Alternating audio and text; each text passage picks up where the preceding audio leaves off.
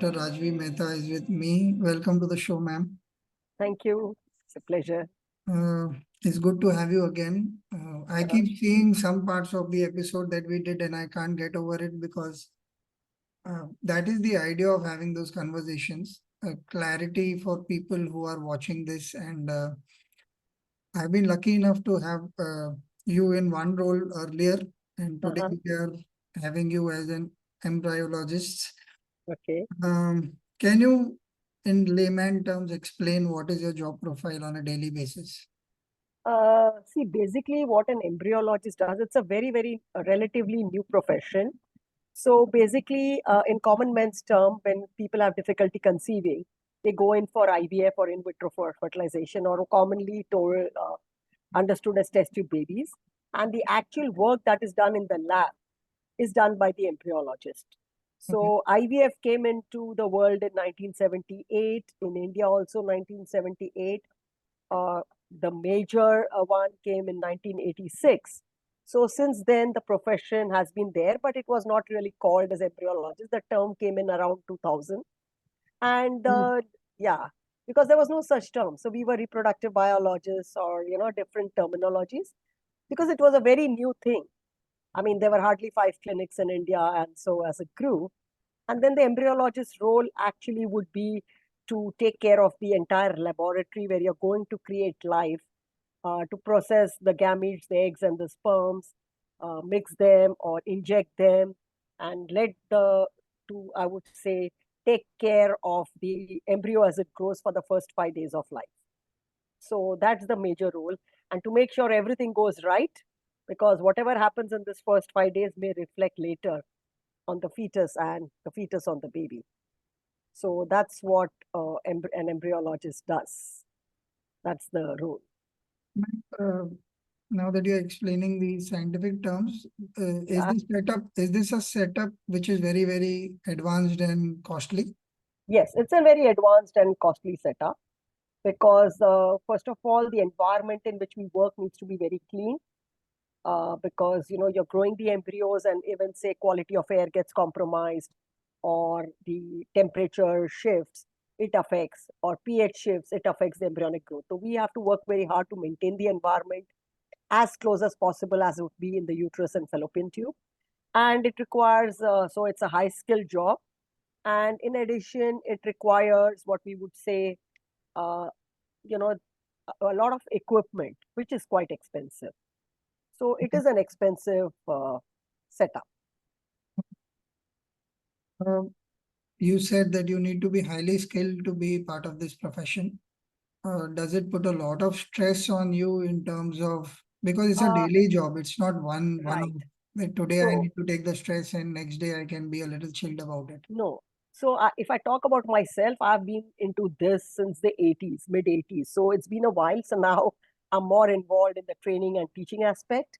But I would talk about the profession. Yes, it is highly stressful because first and foremost, the outcomes are not 100%.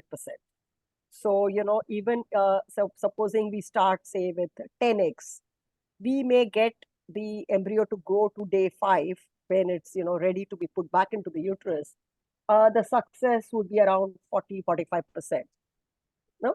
Average, because it depends on various factors and stuff like that. And after we put it back, the pregnancy rates are not 100%. And therefore, there is a lot of pressure because you see the patients are paying too much. So they have high expectations, and a lot of things still science needs to know what exactly is happening. So it is definitely stressful because we are working with over 100 variables. So, anything can go up and down. So it becomes very stressful. So, yes. And also it is physically very demanding because all the time you are watching under the microscope. So your posture, being in yoga, you realize the significance of posture. So all the time, so there's a lot of eye strain, shoulder, neck, those kind of things, which people get later on. I mean, that's what we have found in parts of the world. So yes, it is quite stressful. And timings, because you may be working odd hours or sometimes, weekends. So if it's a large setup and you have many people working with you in the lab, you can distribute. But if it's a smaller setup, then you may end up coming 7 days a week. Although things are being programmed to try to work out. So we plan things, but still you're working with human cycles, and sometimes you may have to have longer days and work weekends also. So So many thoughts ran into the description describing this. Uh, okay, I'll go with the last thought first. Uh, there is human life in question here. It is not a job where, like, unlike mine, while I'm a writer and I may think the world of myself and my creatives, and so finally, what gets rejected is a tagline or a headline. The ad may not go through, I may not get paid, and things are not life and death. hmm. Is that an aspect that you look for when you are hiring people, that their mental stability is better than normal, or is there psychological health being considered while hiring people? See, as of now, I think it's only in the last few years that people are looking at the psychological health of the medical professionals. If I would expand, Mhm. it's now taken into consideration, and I think in COVID it sort of highlighted it much more, the Yeah, kind of stress and pressures they are in. Definitely, it is stress is a factor, and you are creating, literally creating life, and it's a big, and what you're going to do is not only going to affect this generation but the next generation. yeah, So if you go deeper into the subject, surely it's a big responsibility. If you take it, I say, okay, I do my job, do my work and get out and not get involved, then maybe it is less stressful. But if you are a scientist, you are definitely going to, exactly what you don't know. So that makes it quite, it is challenging. And you're constantly working to try to improve, to try to understand why things are not working. So even if you say 60% of the cases it works, 40% it doesn't. So you can, of course, say you manage the 50-60% cases, because that's, there are the results can vary from 35 to 60. If you have young couples, you have older couples, what is the cause of infertility? So yeah. there are umpteen factors. So it falls in this range. But you would also like to see what can be done for the remaining 40, where if something can be done. So every case, because for us, what I always say, that when it fails for the couple, it's once or twice or three times in their life. After that, many couples may not go on for financial reasons or emotional reasons, but we see it day in and day out. So we see many more failures than a patient does, and that can, of course, impact your confidence. And yes, I mean, you can't be, we are human, so you do get affected. So one tries to see that one has to carry on, Okay. move on. One little question here, more the mindset than anything else. I would like you to go back when you started and when you went through your failures initially. What was it that you told yourself? Because, like we discussed, the job at hand is huge. It's a responsibility if you take it seriously. And knowing whatever I know of you, you would have wanted to do well even then.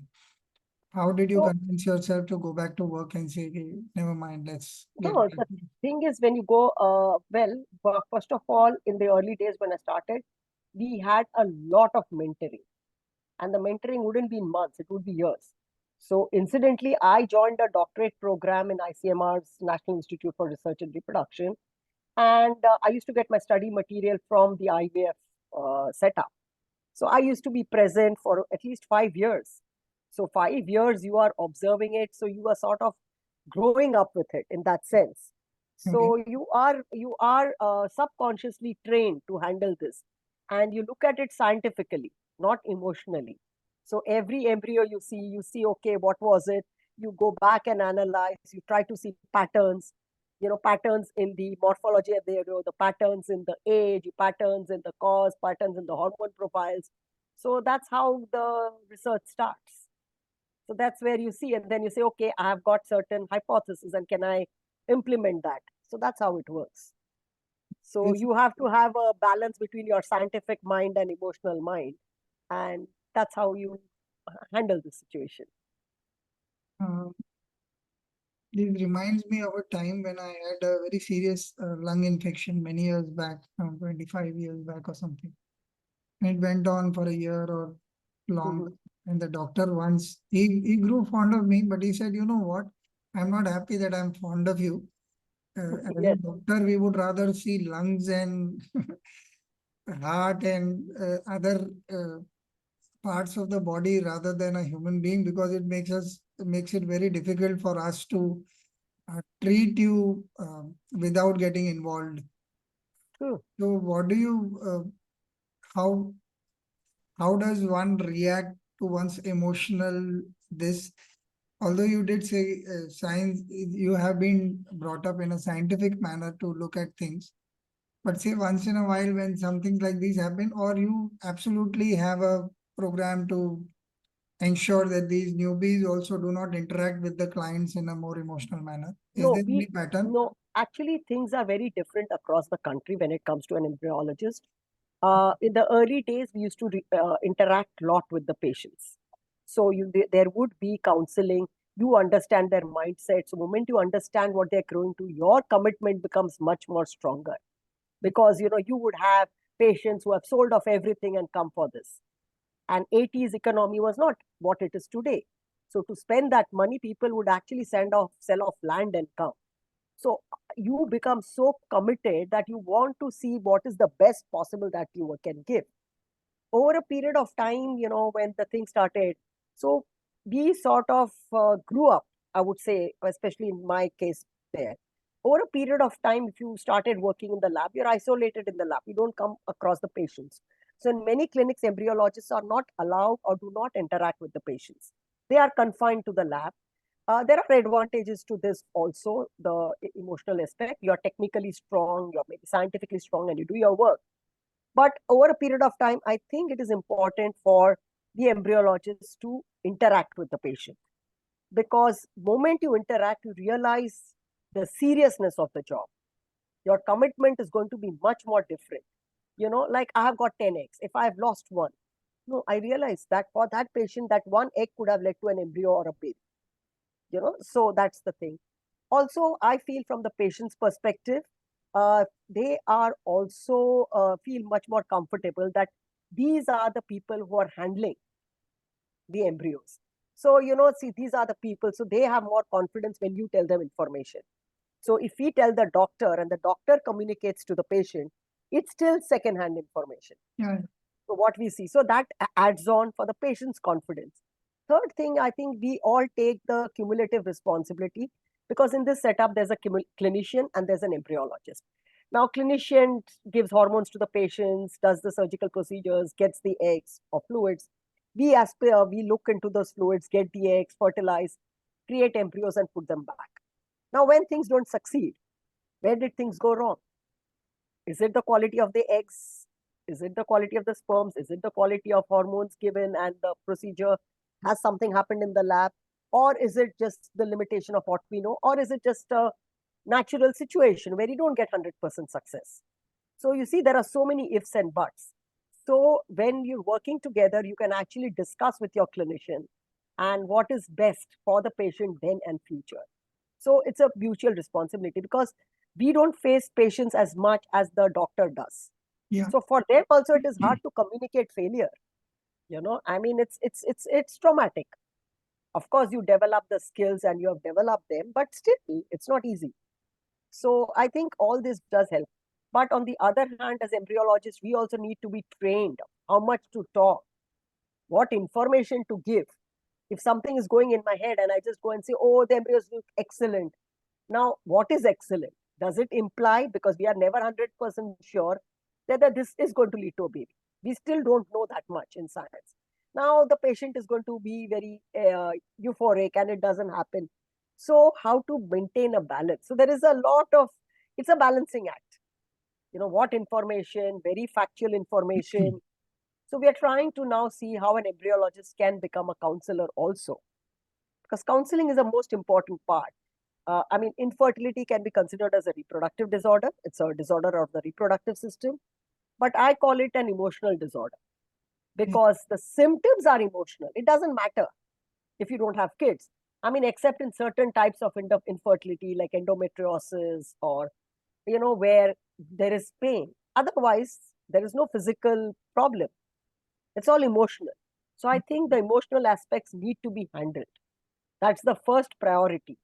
So if a person has a back pain, what are you going to do? Release the back, then go to diagnose whether the back pain is a muscle spasm or a slip disc or a tumor or growth or whatever it is. But first you try to give relief. So even in infertility, it's an emotional thing. So we need to understand the emotions, handle the emotions first.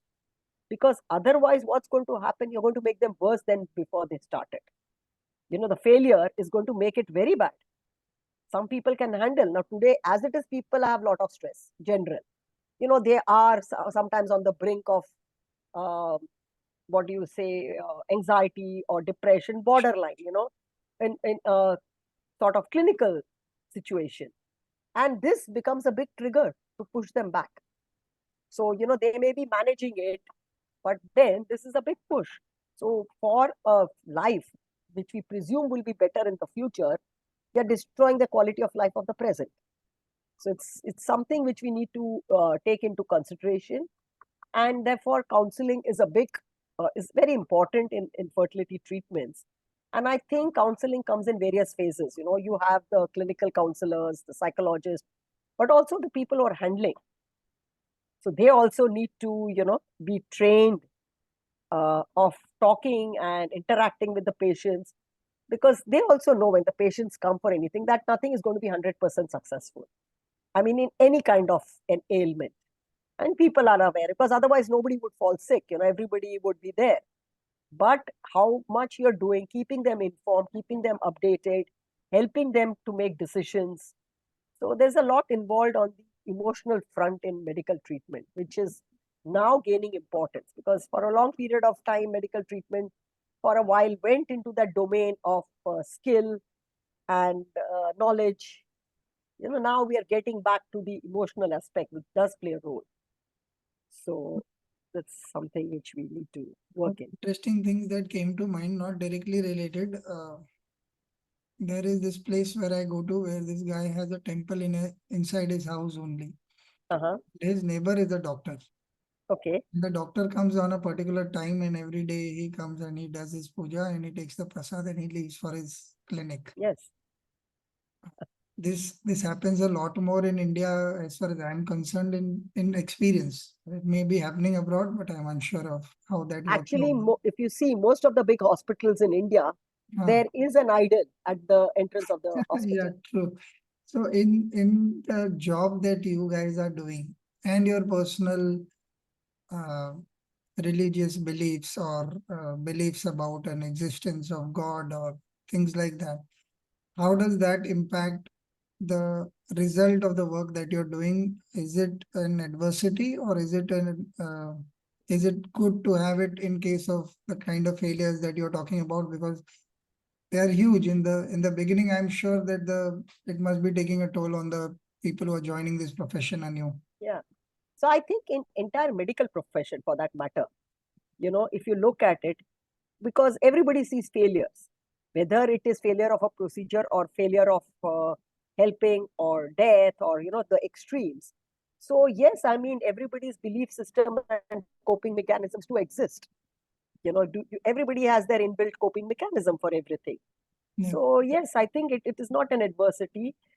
People, at finally we will say, okay, we've done the best we can. Pray. That's all.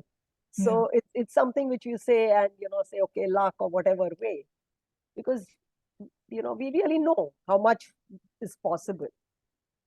Okay. So yeah, so it's surely a part of our thought Personally, process. when you faced failure initially, how did you weigh in this aspect of either destiny or God, whatever outside factors which are not scientific? No, I wouldn't say not really, because right from the start you would see the best embryos and they wouldn't implant, and then you're trying to wreck your brain that what did you miss, or what why is it not implanting, and then you see some which were average. You're not really sure they're going to implant, and the patient gets pregnant. So that sort of enhances your curiosity to understand what's happening in that way. But at the same, because I remember right in the start, right in the beginning, we had a case where we just finished, and that at that point of time, the lab and the embryo transfer room was adjacent with a big glass, and patients used to lie down for about 4 hours. So that was a lot of interaction. Today, they lie down for 45 minutes and they're out. But in those days, people would be lying down. So you would be working, coming out of the lab, talking to the patient. And that's how I said I learned a lot of interaction with patients. So this particular husband started taking photographs of the incubator. There was a glass panel. So I said, what are you doing? Saying, no, I'll show my baby their first home. And it was a shock because the embryos were average. Dr. Hinduja, with whom I work, she did say, like, okay, this is the best we have, and let's put it in, you know, if it works, because it wasn't that they were so bad, they were like moderate, not the perfect, picture perfect embryos.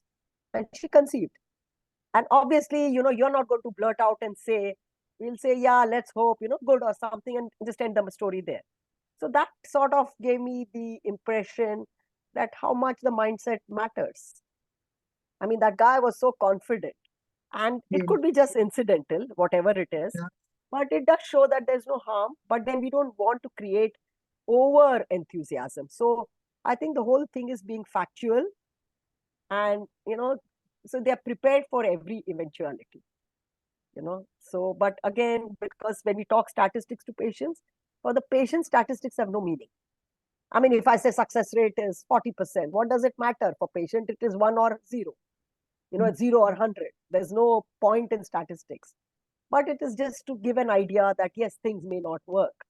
So that's the way. And it's, of course, objectively helping us assess our own selves and our own performances, or trying to understand better. So Uh, you sort of grow, you see this, but as long as you've done your best possible, you sort of accept it, that this is it, you know, and then try to rack your brains further. Can something be different? So always say when there's failure, try to think, and I tell all my trainees and students that try to think of what possibly could be the reason, beyond whatever. You've done everything, but could there be something that could have been done or in future when they come back? So, it shouldn't be like a gamble that, okay, they come, it didn't work, next time repeat it. So, try to little bit of analysis and stuff. That's how it is. Yeah. There are two questions in my mind, both diverse. So I'll ask the first one. When people talk to me, quite a few of my friends know that I have been a Vipassana student for many years. So very often people will call me after 10 years, 15 years when they want to do a course, and they say, how should I sign up and what is the way of going about it? Should I do it? And I keep telling them it's a horrible thing. 10 days you're not going to feel good. At any point, I do not encourage that you are going to have a good Yeah. time or something, because it is very rare. Once in a rare while, somebody might tune himself or herself quickly and take in the regimen. Otherwise, for most people, 9 out of 10, the first course is always going to be difficult. Yeah.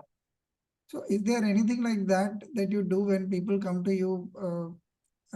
While you may not quote numbers, is there a way to look at things where you say, look, we are going to try, but it is actually only an attempt. We cannot guarantee you that this will happen or not. Will this help the mental state of everyone concerned? Do you think No, it's an option? that is a very much a part of the treatment modality. So generally in today's scenario, you have the doctor who is talking to the patients, and you have a counselor who is sort of explaining and telling. So they are well informed, because there's nothing like 100% guarantee in whatever you do. I mean, like for example, you always give a consent for anesthesia, and it could be the rarest of rare cases where people don't get out of anesthesia. There's no evident reason, they don't have anything critical. So the point is that nothing is 100%. So the patients are informed, and therefore it's not when they walk in that they are immediately put into treatment. There are many sessions that go. So they Oh, are well aware of what's going to happen, what are the probabilities in their particular situation. Like if a patient is young and has a blocked tubes, then the prognosis is very good if the thing is like that. Or so depending on what is the cause and the age, so or whether they have undergone any previous treatments, so depending on that, they are counseled and informed, so they are well aware most cases. I mean, that's the way it has to be. So most people do give a well informed, and that, as you know, I mean, the professionals vary from a wide range of how transparent they are. So that variability is bound to be there. But more and more now, you have laws coming in, you have accreditation and stuff like that. So things are now getting, certain standards and standardized. But still, it is a very new field in that sense. So it's still evolving. Okay. But yes, well, people, yes, this is part of learning for everybody. The I've forgotten the other question, but I got a new question. Okay. What you said has been running in my mind. Of late, the medical profession is seen cynically by a lot of people. You got these mainstream movies. Yesterday, I was watching something on YouTube, some odd scene, and although the storytelling in Hindi movies is anyway over exaggerated in every sense most of the time, unless you're talking about the new stuff that's coming in. Mm. But also as a people, we are becoming a little more cynical about doctors. And I have an uncle who was paranoid about how people were no longer grateful in spite of him doing everything. And he is seen as God because he's a what is called pediatrician, and children would leave their like parents would leave their children sick for 4 days if he was not available. That he was that good, and he complaining of this was a big deal. So instead of getting into the social part of it, I would want to ask you is how much of integrity and character play a role in your job, and how should any new person joining your profession look at this? What are the things that he or she should do to ensure that they are on the right side of doing these very critical processes? Well, the first thing is, yes, skills are important, very important, because if you don't have the skills, you can't do anything. But skills are not the beginning and the end. There's something far beyond skills. And that comes in, you need a total commitment because our job is very time dependent. We cannot delay the work, we cannot do it early because human biology has specific time frames. So if Okay. an egg takes 4 hours to mature, it takes 4 hours. You can't rush it into 3 hours. So it's something, so we need to be very committed. It should be more like a passion, not just a job. So if it needs to be done, it needs to be done. And it's we understand the responsibility. And I always tell people that whenever you're working, think you are on the other side. You or somebody very close to you is the patient. What would you do then? And I think that sort of changes the entire perspective. So you want to make sure that what you wouldn't want done to yourself, don't do it on others, or what you would want do it on yourself, do it for others. So that's the way it should be. Then that integrity, because finally, if one is looking for short-term success, some point of time it's all going to come out. So yes, there will be things that don't work. You have to be honest enough and tell the patient this is what has happened. I mean, this is it, because if he knew, I mean, which person doesn't want to be successful? Entire medical professional, every doctor will want the patient to become healthy. Why would they not want to treat? I'm It's a one beautiful. decade or more studying. So naturally, that objective is there. But the perception, yes, what it was and what it is has changed a lot, I would say.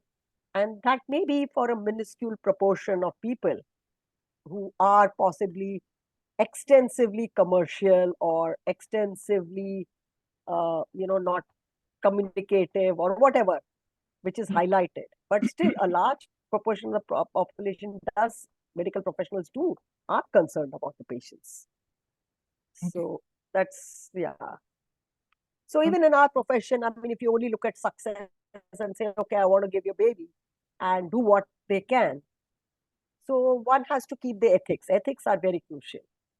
So, you wouldn't want to do a thing where, and in our profession, things can be detected even not just 2 years, 10 years later. If there is a mix up, for example, I mean, the child can be in school and does some blood testing and finds out, oh, my blood group doesn't match with my parents. So imagine the disaster that would be psychological. and it will become an offense. So I guess people are very cautious about, extremely cautious about these things, so that it's not, forget it, intentional, but even a mistake or error doesn't happen. So you try to minimize the risk to a greatest extent possible. So we have our work codes. You see that you're working one patient at a time. You have coding, you have witnessing systems, human witnesses, so there are no mix-ups, because that can be a disaster. You're working with two patients, eggs look similar. Now what if you land up mixing up? It's a rare thing, but it can happen. So we make sure that you have the witnessing systems in place, you have individuals working with you, you create a work code so you have only one patient at a time. So there are various ways to prevent these errors. And the most important cause would be stress, because if you suddenly get panicky, you can make mistakes. So you need to have a calm mind, so you are not under panic mode or anxiety mode or pressure. So that's where you take care of workloads, because see, what can happen is if you're the only person working and you fall sick, or somebody at home falls sick or anything, then what happens? You still need to go to work. You can't say, I can't come. So there's no backup system. So that was initially a problem, because you didn't have many trained people. Today, of course, there's a larger group, and we have our own societies, we are hundreds of us, so these things. But so there are these mechanisms by which we make sure, or try to reduce or minimize these kind of risks or errors. And one thing is having a calm state of mind, because that's also very crucial, because most mistakes or anxiety, panic, you can carry a dish in your hand, bang until something, you have lost everything, which is disaster. A patient has spent 10-15 days and a lakh of rupees or more. So it can happen, we are human. So we make sure, so everything, a lot of things are taken care of, the ergonomics of the lab, how things are handled, how cases are spread out. So it's a lot of organizational stuff that is done, so to reduce these factors to create stress on you. You've been mentioning right from the start of the episode that psychological health is of paramount importance. Your people need to be, even now in this answer, you kept repeating the word calm a couple of times. Is there anything actually being done to ensure that these people have these sessions? It has not been done anywhere, but the awareness has increased, I would say, in the last few years, because we hear a couple of stories, and these are stories, so it's not essential that it reflects the entire community. Like, we had a case of one of a senior embryologist, early 50s, on his way to, I think, Solapur or someplace from Mumbai. Hale and hearty, comes back from Dubai after a holiday, is in the train, talking to a colleague. They sleep, and 12 o'clock, the police come in and find him that he's collapsed and he's dead. So it was quite a shocker for the entire community to figure out. I mean, as far as we knew, he didn't have any great medical history, because, you're meeting in meetings, conferences all the time. So that shook a lot of people up, because, there was no apparent history. And maybe this was post-COVID, about a year ago. So there are various factors, and we do keep hearing these things now, of individuals hale and hearty collapsing, maybe on a field or treadmill. But that made people more aware, and that's why we started having these kind of meetings to find out. And interestingly, a couple of embryologists came up in their 40s. Suddenly they felt, they're feeling overworked or something, not feeling good. And most of the time you're associated with the hospital. Got a random blood sugar done, 300, 400. That's when they realized that they were, since when? Because it could also be that your work times are such, you don't eat on time. Sometimes you are in scrubs, your boss, so you're working. Many factors. Or you're sitting whole day, so there's no time for physical activity. So there could be multifactorial, or it is incidental, because we have not really gone and looked into these aspects. So because it's just highlighting, like I said, the profession is new. So for other professions, they have found, occupational hazards. Here it is not there, but you sort of believe, yes, it could be there. So now we do tell, especially when you're training people, that keep some time for yourself. Just go out and have fresh air, because you are in a lab which is not having, you're having the same environment 8 hours, 10 hours a day. So, just go out or walk or have music or something. So we're trying to sort of build that kind of a culture. But when you start, you are very eager to work. So I want to do the maximum number of cases. Want to keep working. And that's, I guess, for everything. Any profession, you want to do your maximum. So one tries to see that if this culture can come in, and you also think of yourself, because if you're not healthy, what are you going to do? So sort of. Um, I remembered the question that was running in my head at Okay. that point. Your field is very rational. You come from a scientific background. Your academics have also been this.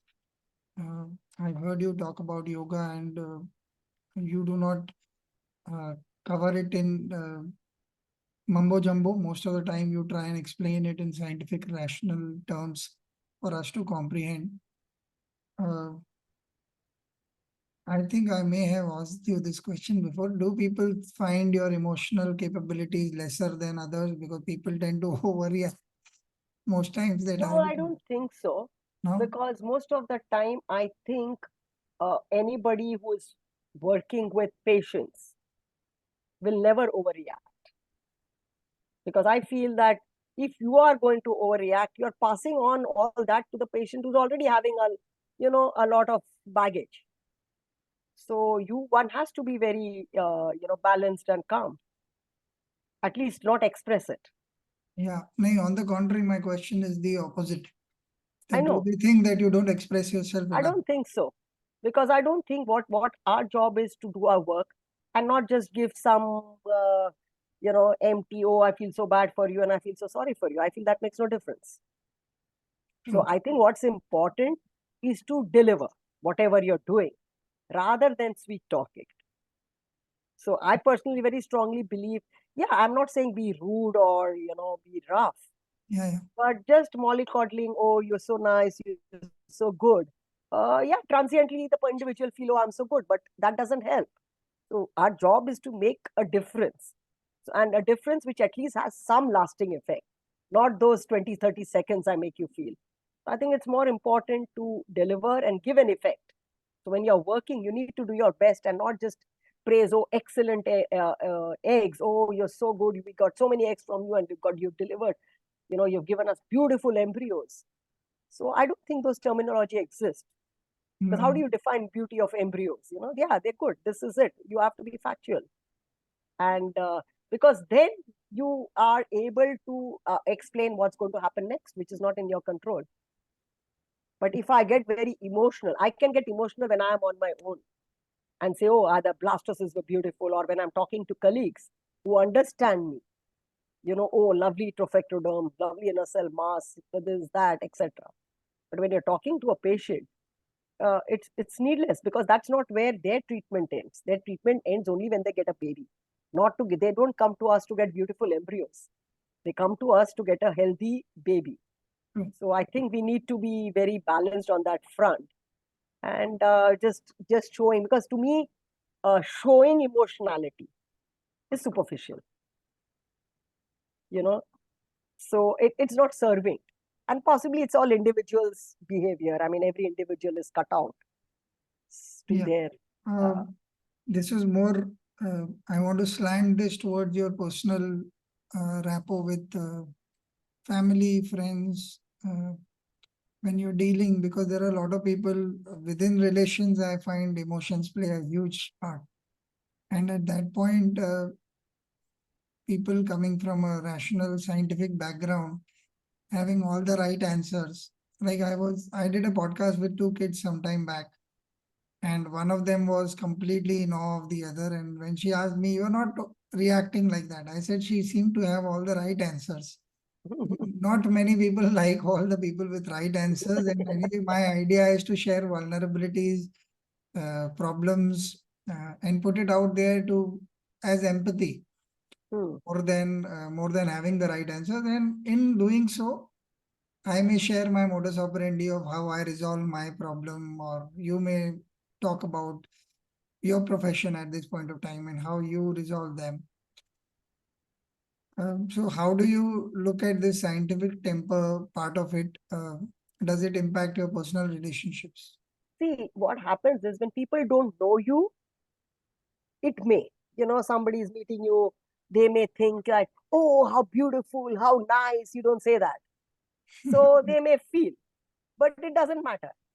And okay, what they judge of you or what they feel of you doesn't matter. I mean, you're doing what you're supposed to do, or you are True. expressing the way you are. It's later they know that you are there for them whenever they need them, or whatever it is. So then they go beyond the initial Superficial. yeah, layers. I'll give you an example. When we had you would have the MTNL or whatever before we had call centers, going back in those times, and they'll say, okay, what do you want? And you tell them, and they did it. That was okay. They were not at all polite. Sometimes they would be quite rude, which obviously they Hmm. needed to be trained. But later, when you get, oh, hello, how is your day this morning? How well are you doing? Hey, come on, get to my problem. And after they haven't even resolved your problem, and they'll say, what else can I do for you? So to me, being that is not, being nice. You just get on with what you're supposed to do. I mean, courtesy is one thing, but too much of it, you realize it's not coming from the heart. So Yes. showing emotionality doesn't come from the heart. So Yeah. when you have to show something, it's not what you are. So I think that doesn't really matter. So I Yeah. mean, once people know you, once they get to understand, yes, they do respect and appreciate. And it doesn't really matter whether they respect or appreciate. Your duty is your job is to do what is right, what you feel is right, and you do it. I mean, your job is not to make people feel good. Your job is to do what is good for them. So I think Mm. that makes the difference. So it doesn't really matter. Being said, whatever you did about the last question, I think you are one of the kindest people I have met. Uh, and it is always a joy to speak to you because there's so much clarity evident in your functioning in the way you speak and communicate. And I would just hope that it helps all people out there, which is the objective of this chat. Thank you for Okay. spending your time. Thank you. Thank See you. your own man. Thank Okay. Bye bye. Bye bye. See you.